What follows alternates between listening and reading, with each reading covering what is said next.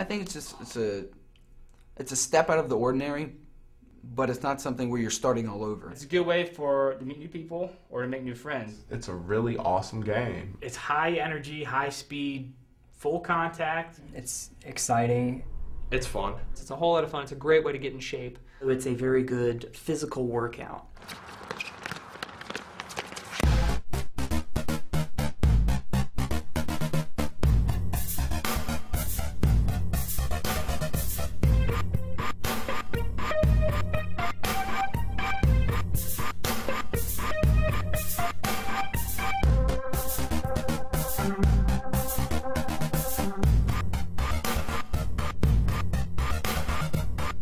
RASCball is a sport that encompasses pretty much any team sport out there, particularly likes of hockey, soccer, basketball, a little bit of lacrosse maybe. RASCball was created about 8 years ago at Westgate Park across the street from where I lived, and Mike lived right just behind me.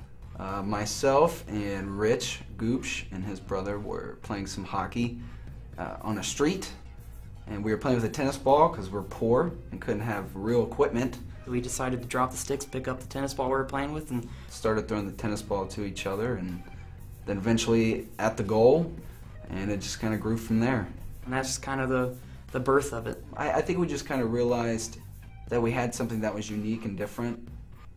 It was a lot of fun still. We didn't really think to do anything of it the first probably 5 years. We were just, you know, whatever, we'll play it. But within the last maybe 4 years, probably 3 or 4 years, is when we really said, let's do something with this. We just thought, hey, we got something that's interesting here. If people can hear about it, if people know what it is, we know people would like it. It took me a long time to even get my core guys to see what it could be. And once I kind of got that through, a certain segment of guys really started taking it seriously.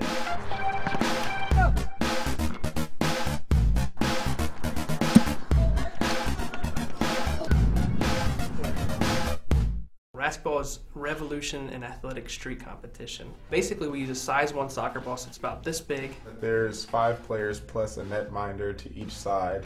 You start off with a jump off in the middle. You can throw it in, head the ball in, kick the ball in. Throwing a goal is 1 point, a kick is worth 2 points, and a header is worth 3 points. And if you throw or kick a ball behind the bonus line, that's an additional point. And also there's a crease that surrounds the goalie in front of the goal where you cannot shoot the ball with your hands. Like, you can't kick the ball unless you're shooting at the goal. There's holding calls, offsides. There's free run with the ball, you don't have to dribble. It's full contact. It's physical, but it's not violent. You know, you can't trip, you can't tackle, you can't elbow or clothesline or anything like that. But there still is that element of finesse.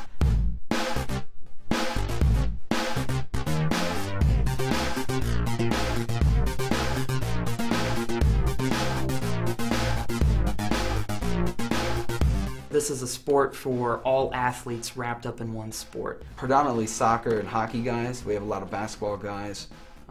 We have guys who played football. We have tennis, volleyball, wrestlers, track and field guys. Anybody can play RASCball. Anybody that has any kind of interest in sports. You don't have to be a professional athlete. You don't have to be a college athlete. You can just be some guy walking on the street and say, hey, can I play? Even guys who think they might be out of shape or anything, like, there's a position for everyone. And to top it off, RASCball is one of the best sports, in my opinion, to get in shape. So if someone's worried about that, I know we have guys that are like, whoa, I can't really run that much. It's like, you'll get used to it, you'll love it. Anybody that definitely still has a very competitive edge, I mean, the older we get, yeah, it's still there though. The netminders just have to be kind of quick, but they don't have to have a lot of endurance. Defensive-minded players have to be stronger and you know, able to block shots. Offensive-minded players have to have a lot of endurance. So it's really meant for a lot of different types of athletes. The biggest thing is change of direction. If you are not used to, you know, changing direction very quickly, that will take the wind out of you so fast. And with such long halves and with relatively few subs, you really need to be in some sort of decent shape. Other than that, anybody who's willing to get down and dirty, go dive after balls, mix it up, rough it up if they have to, and just kind of run around and have a good time, those are the people that can play RASCball.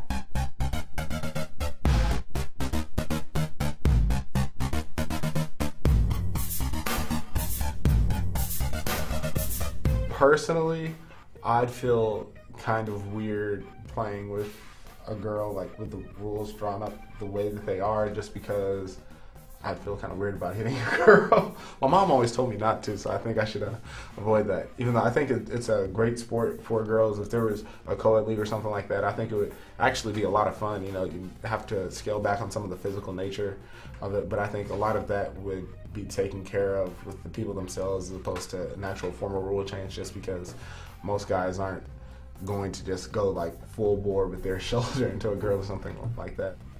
If they can take the hits and, you know, handle the rules in the competition, that's fine with me. I don't have a problem with that. So. We're very open to that. In fact, I would like to have a women's league. I think that would be very beneficial for the sport.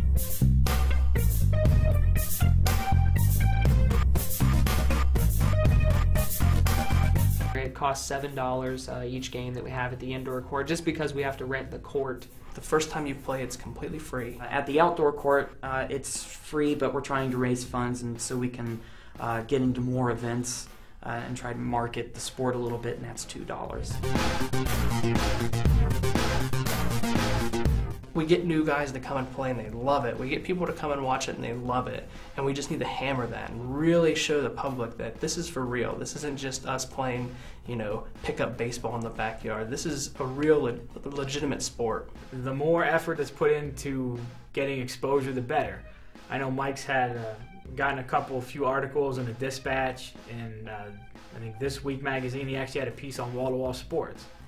Things like that will help, you know, get the word out more. You know, the more publications and the more media you can get into, however you can get into it, that's, you know, the better you're off you're going to be.